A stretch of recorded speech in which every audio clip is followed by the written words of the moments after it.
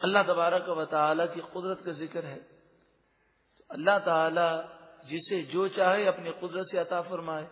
اب اس کا ذکر ہے حضرت داؤد اور حضرت سلیمان علیہ الصلوۃ والسلام کا ذکر کہ انہیں اللہ تعالیٰ نے کیسی کیسی طاقتیں عطا فرمائی. جس سے اللہ تعالیٰ چاہے وہ طاقت عطا فرمائے اور جس سے چاہے مقام و مرتبہ لے لے.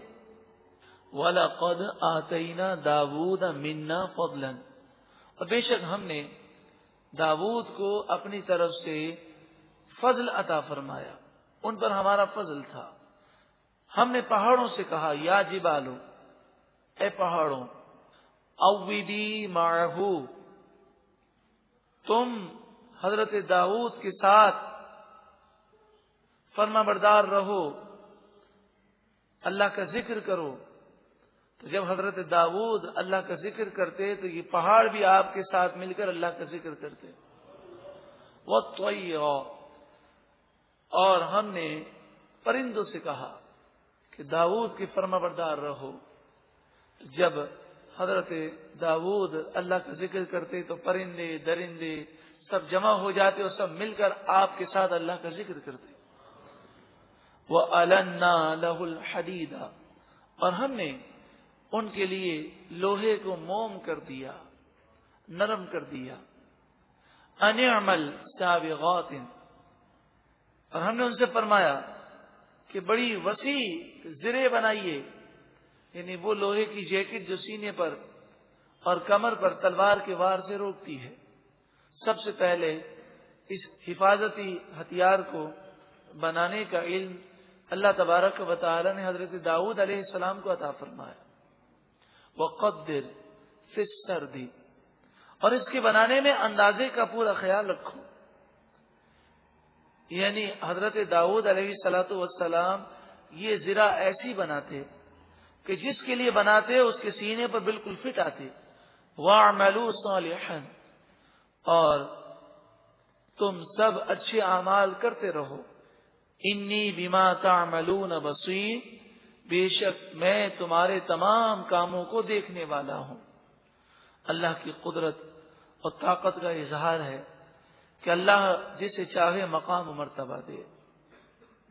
وَلِسُلَيْمَانَ الرِّيحَ، اور حضرت سلیمان علیہ السلام کے قبضے میں ہوا کو کر دیا. غُدُوُّهَا شَهْرٌ وَرَوَاحُهَا شَهْرٌ، آپ کی صبح کا سفر 1 مہینے کی مسافت تھا اور آپ کے شام کا سفر 1 مہینے کی مسافت کے برابر تھا. یعنی 1 مہینے میں گھوڑا جو کچھ دوڑے اور دوڑ کر جو وہ فاصلہ طے کرے وہ صبح کے وقت آپ یہ سفر کر لیا کرتے. اسی طرح شام کو یہ کرتے، یعنی 1 دن میں 2 مہینے کی مسافت آپ طے کر لیا کرتے. وَأَسَلْنَا لَهُ عَيْنَ الْقِطْرِ، اور ہم نے حضرت سلیمان علیہ السلام کے لیے پگھلے ہوئے تانبے کے چشمے بہا دیے. تو آپ کے لیے ایسے چشمے تھے کہ جس سے پگھلا ہوا تانبا نکلتا تھا اور آپ اس پگھلے ہوئے تانبے سے بے شمار کام آپ اپنے خدام سے کروایا کرتے. وَمِنَ الْجِنِّ مَن يَعْمَلُ بَيْنَ يَدَيْهِ بِإِذْنِ رَبِّهِ، اور جنات کو ہم نے ان کے قابو میں دیا. وہ جنات ان کے سامنے اپنے رب کے اذن سے کام کیا کرتے تھے، ان کے رب کے اذن سے وہ کام کرتے حضرت سلیمان علیہ السلام کے سامنے. اور حضرت سلیمان علیہ السلام کو اللہ تعالیٰ نے جنات کو وہ کنٹرول دیا. وَمَن يَزِغْ مِنْهُمْ عَنْ أَمْرِنَا، کہ ان جنات میں سے جو کوئی ہمارے حکم سے سرکشی کرے، روگردانی کرے، نُذِقْهُ مِنْ عَذَابِ السَّعِيرِ، تو جو روگردانی کرتا ہم اسے بھڑکتی ہوئی آگ کا عذاب کا مزہ چکھائیں گے. تو اس جنات کے گروہ میں جو جن سرکشی کرتا اسے قیامت کا عذاب اپنی جگہ ہے. دنیا کے اندر بھی حضرت سلیمان علیہ الصلوۃ والسلام اللہ کے اذن سے اسے سخت سزائیں دیتے.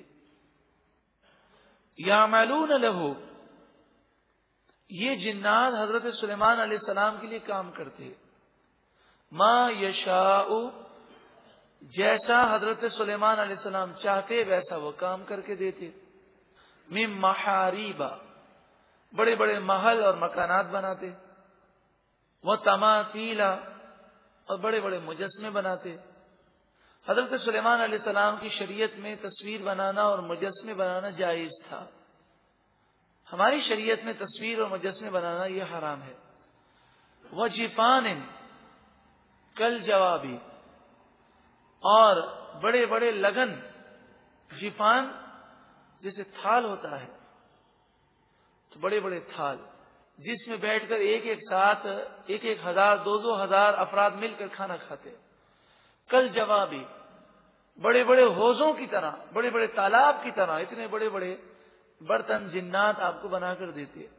وہ قدور الراسیات، اور ایسی بڑی بڑی دیغیں کہ جن پر سیڑھی لگتی، جن کے پاؤں ہوتے، لنگر ڈالے جاتے، جیسے آپ نے اجمیر شریف میں بہت بڑی دیگ دیکھی ہوگی کہ جس میں چڑھنے کے لیے سیڑھیاں لگتی ہیں۔ تو حضرت سلیمان علیہ الصلوۃ والسلام کے حکم سے جنات ایسی بڑی بڑی دیگیں بناتے کہ جس میں ایک ساتھ ہزاروں افراد کا کھانا پکتا۔ اعملوا آل داود شکرا، اے داود کی اولاد، یعنی اے سلیمان علیہ السلام اور دیگر ان کے رشتہ دار اور مومنین، تم سب شکر والا عمل کرو، یعنی ہر وقت میرا شکر ادا کرتے رہو، یہ اللہ نے مقام و مرتبہ تمہیں دیا۔ وَقَلِيلٌ مِّنْ عِبَادِيَ الشَّكُورُ، میرے بندوں میں سے بہت تھوڑے بندے ہیں جو شکر گزار ہیں۔ شکور بندے، شکر گزار بندے وہ بہت تھوڑے ہیں۔ اللہ ہم سب کو شکر کرنے کی توفیق عطا فرمائے۔ یہاں پر یہ بھی درس ہے، اللہ تعالیٰ اپنے نبیوں کو جو مقام دینا چاہے وہ دے سکتا ہے۔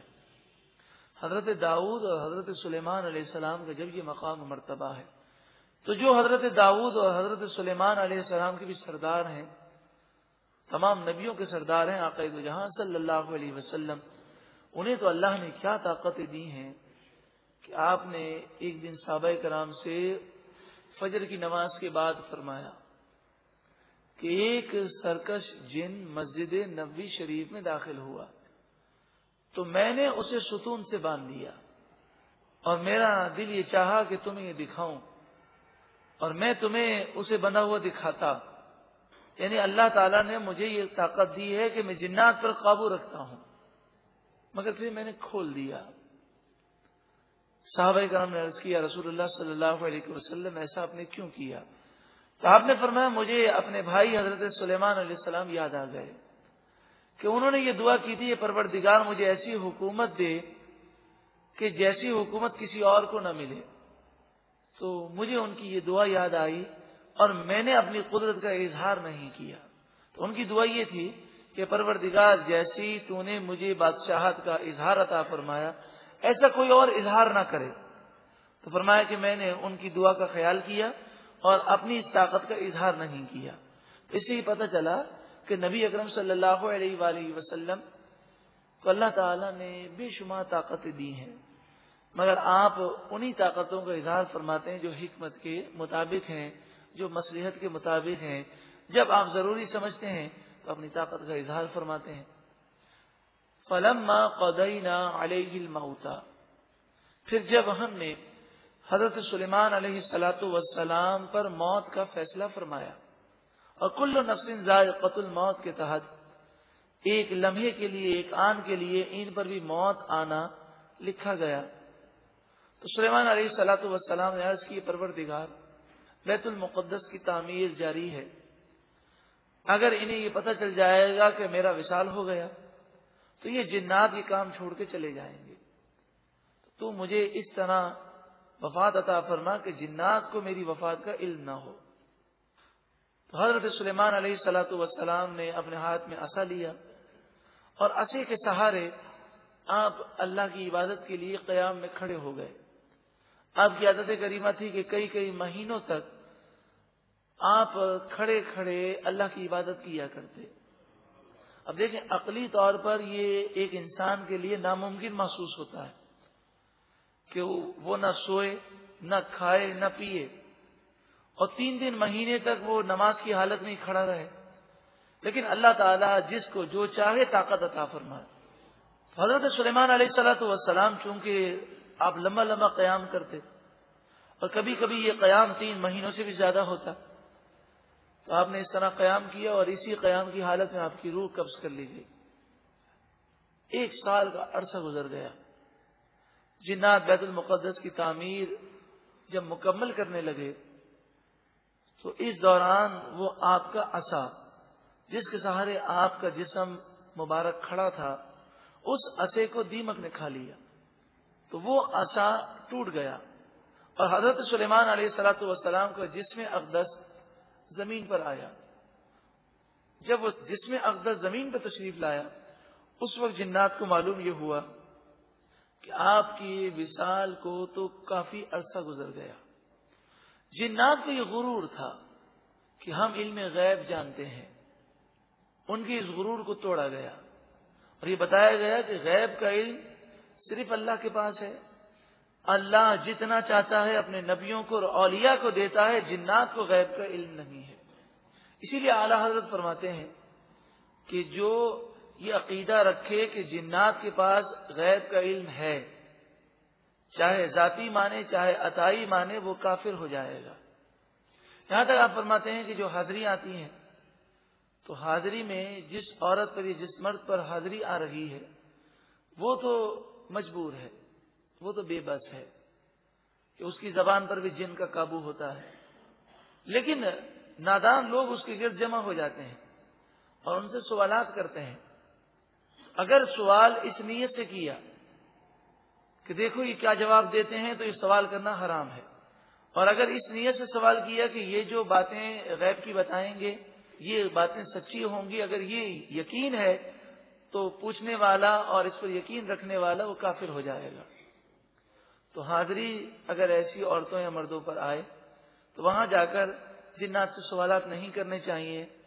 ان کے پاس مستقبل کا کوئی علم نہیں ہوتا. اس کے علاوہ جو یہ ماضی کی باتیں بتاتے ہیں جنات، اس میں جھوٹ بہت بولتے ہیں اور جنات کو لڑائی کرانے میں بڑا مزہ آتا ہے، اس سے لطف آتا ہے.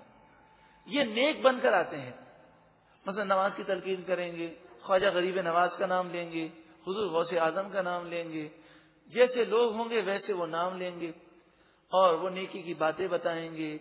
کسی کو کہیں گے کل تو نے نماز نہیں پڑھی تو نماز پڑھا کر، تو وہ بڑی حیرت ہوگی اسے کہ میں نے واقعی کل فجر کی نماز نہیں پڑھی تھی، اسے کیسے پتہ چل گیا. تو ہمارے ساتھ بھی ایک جن ہے، وہ جن تو 24 گھنٹے ہمارے ساتھ رہتا ہے، جو سرکش جن ہے جسے شیطان کہتے ہیں، جسے حمزات کہتے ہیں. تو یہ شیاطین آپس میں کانٹیکٹ میں ہوتے ہیں، تو یہ ان کو بتاتے ہیں، یہ ہمیں بتاتے ہیں. آدمی کا اعتماد بحال ہو جاتا ہے اور وہ پھر اندھا اعتماد کرتا ہے. پھر وہ کوئی ایک بات غلط بتا کر سارے گھر کو جہنم کا گڑھا بنا دیتے ہیں. مثلا وہ کہہ دیں گے تو اپنی بیوی سے ذرا محتاط رہنا. اب اتنا جملہ جو ہے وہ انسان کو شکوک و شبہات میں مبتلا کر دے گا. تو 10 باتیں یا 100 باتیں کہہ کر وہ اعتماد پہلے لے لیں گے، پھر وہ جو جھوٹ بولیں گے اس پر بھی انسان بھروسہ کرتا جائے گا. تو ہمیں ان چیزوں کی طرف توجہ نہیں کرنی چاہیے.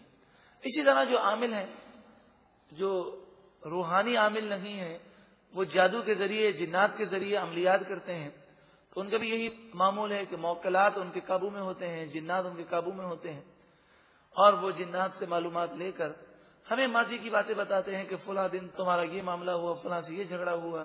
اس طرح کی باتیں سن کر انسان کنفیوز ہوتا ہے اور کہتا ہے بات تو صحیح کہہ رہے ہیں، پھر وہ کوئی جھوٹی بات کہہ دیتے ہیں اور اس طرح انسانوں میں لڑائیاں ہو جاتی ہیں. مثلا وہ کوئی یہ بات کہتے ہیں کہ جس کا نام شین سے شروع ہوتا ہے تمہارے خاندان میں ہے، وہ تمہارے پیچھے پڑا ہوا ہے، وہ تمہاری روزی میں بندش کروا رہا. تو شین نام کے 4-5 ہوں گے. تو اب انسان شکوک و شبہات میں مبتلا ہوتا ہے اور بدگمانی کر کے اپنے آپ کو جہنم میں جانے والا بنا دیتا ہے. ما دلہم علی موتہ. حضرت سلیمان علیہ السلام کے وصال کی خبر جنات کو کسی نے نہ دی، الا دابۃ الارض، صرف زمین کے کیڑے دیمک نے انہیں بتایا کہ جب وہ دیمک تأکل من سأتہ، جب وہ دیمک آپ کے اسے کو کھا گئی اور آپ نیچے تشریف لائے، تب انہیں پتا چلا کہ حضرت سلیمان علیہ الصلوۃ والسلام تو 1 سال قبل وصال فرما گئے ہیں۔ فلما خر، پھر جب سلیمان علیہ السلام نیچے تشریف لائے، تبینت الجن، تو جنات پر یہ بات ظاہر ہوئی، اللو کانوا یعلمون الغیب ما لبثوا فی العذاب المہین، اگر وہ غیب جانتے ہوتے تو اس خواری کی تکلیف میں مبتلا نہ رہتے، یعنی وہ اس قدر مشقت نہ کرتے اور بیت المقدس کی تعمیر نہ کرتے رہتے۔ انہیں تو 1 سال سے ہی پتا نہ تھا کہ سلیمان علیہ السلام وصال فرما گئے ہیں، ورنہ یہ کب کے بھاگ جاتے۔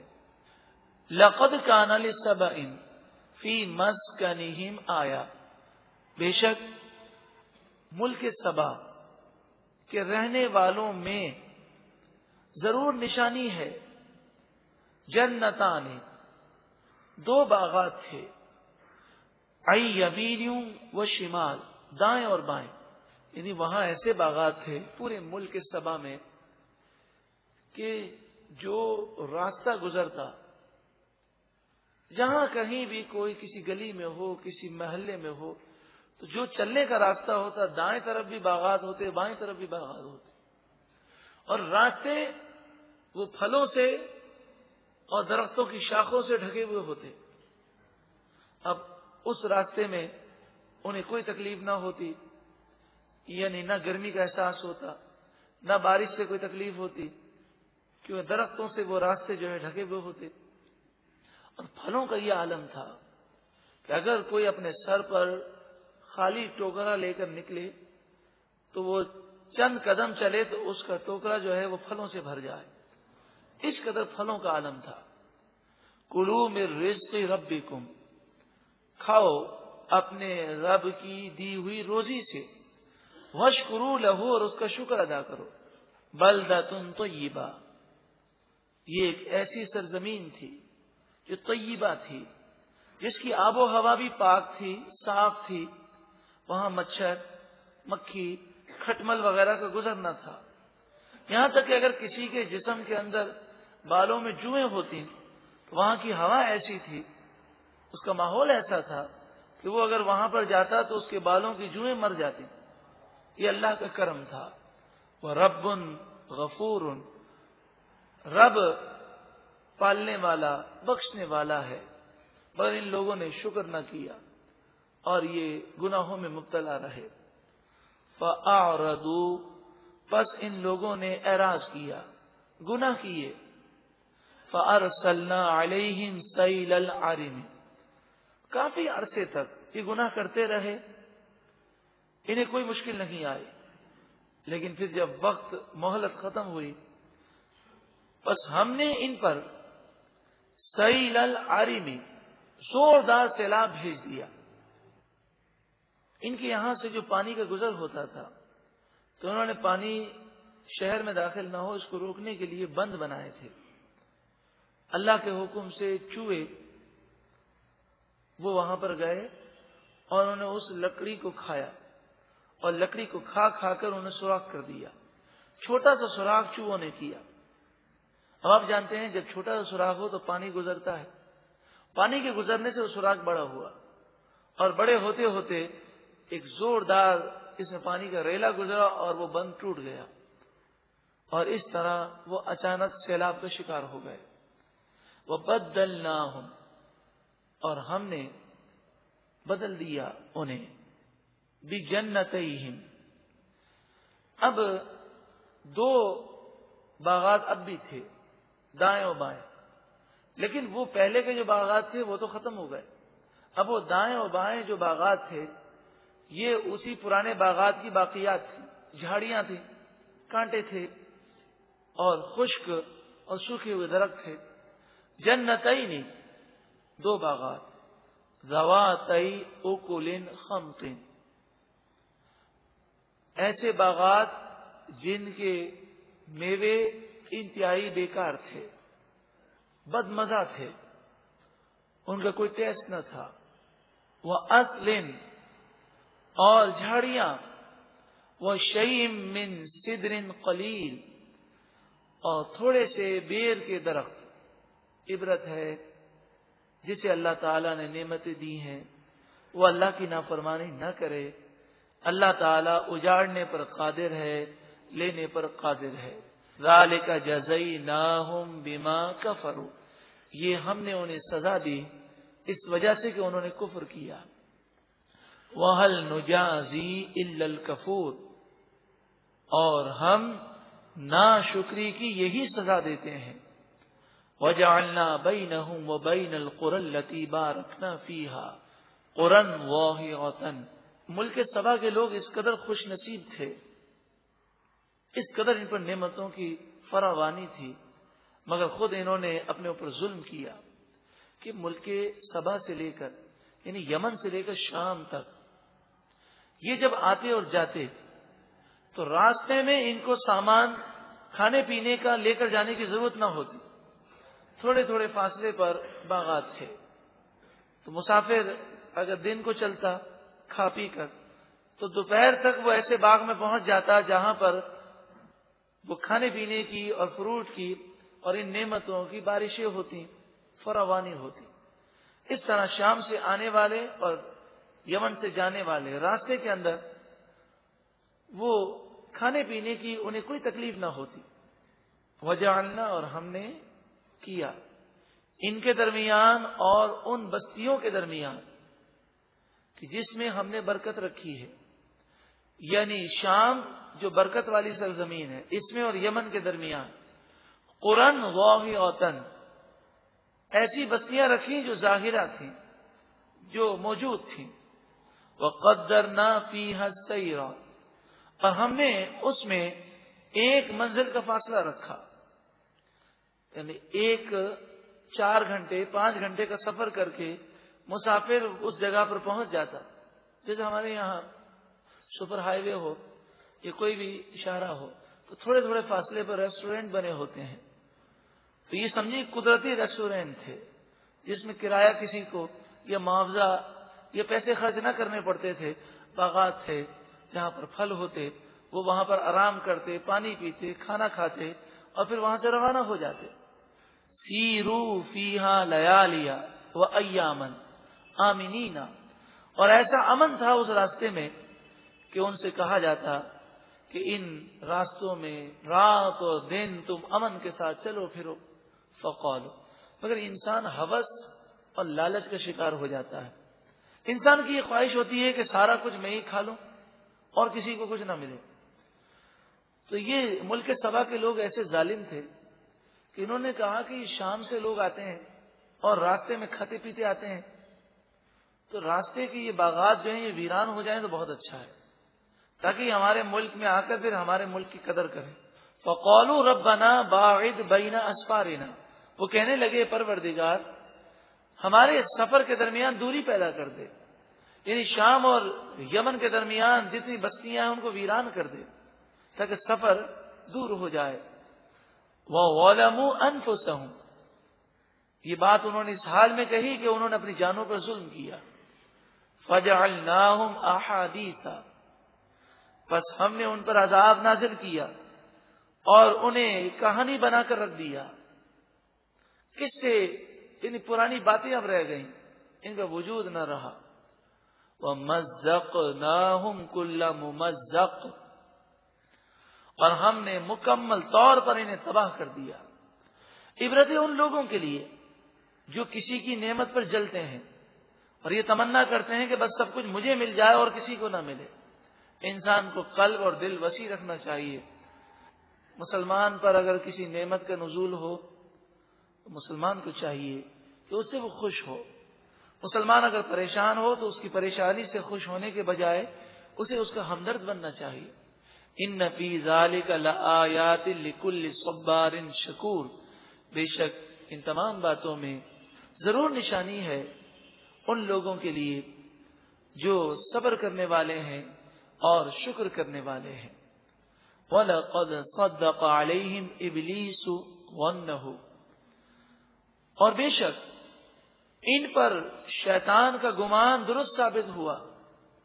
شیطان نے یہ گمان کیا تھا کہ میں گمراہ کروں گا، تو شیطان اس مشن میں کامیاب رہا اور یہ لوگ گمراہ ہو گئے. فَاتَّبَعُوهُ إِلَّا فَرِيقًا مِّنَ الْمُؤْمِنِينَ، بس تمام انسانوں نے شیطان کی پیروی کی. ایمان لانے والے اور نیک لوگوں کے علاوہ سب شیطان کے وار کا شکار ہو گئے. اب کوئی یہ نہ سمجھے کہ کیا کریں، بیچارے مجبور تھے. شیطان بڑا پاورفل ہے، شیطان کا وار بہت کمزور ہے. شیطان صرف مشورہ دے سکتا ہے، وہ برا مشورہ دیتا ہے.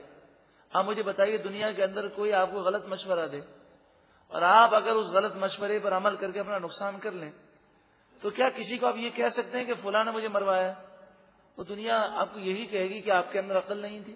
تو شیطان صرف مشورہ دیتا ہے، شیطان پکڑ کر گناہ نہیں کروا سکتا. نیکی سے وہ روکنے کے یہ معنی نہیں کہ شیطان جو ہے ہمارے پاؤں پکڑ لے. شیطان صرف برے برے خیالات دے گا اور الٹے سیدھے وہ گناہوں کی پلاننگ دے گا. تو مشورہ ہم کیوں قبول کرتے ہیں؟ ہم اس کے غلط مشوروں کو کان نہ دھریں. وما کان لہ علیہم من سلطان، شیطان کو ان پر کوئی غلبہ نہیں تھا، شیطان انہیں مجبور نہیں کر سکتا تھا. الا، مگر شیطان کو جو بہکانے کا اختیار دیا گیا، یہ اس لیے دیا گیا کہ دنیا دارالامتحان بن جائے. کون اللہ کا فرما بردار ہے اور کون شیطان کی باتیں مانتا ہے، یہ آزمائش ہے. الا لنعلم من یؤمن بالآخرۃ ممن هو منها فی شک، صرف اس لیے شیطان کو بہکانے کا اختیار ہے تاکہ ہم لوگوں کو بتائیں کون اللہ پر اور آخرت پر ایمان رکھتا ہے اور کون ایسا ہے جو آخرت کے بارے میں شک کرتا ہے. وَرَبُّكَ عَلَى كُلِّ شَيْءٍ حَفِيظٌ، اور آپ کا رب ہر چیز کا نگہبان ہے، ہر چیز کو جاننے والا ہے. ایک مرتبہ محبت کے ساتھ درود و سلام پڑھیں. اللہم صلی علیہ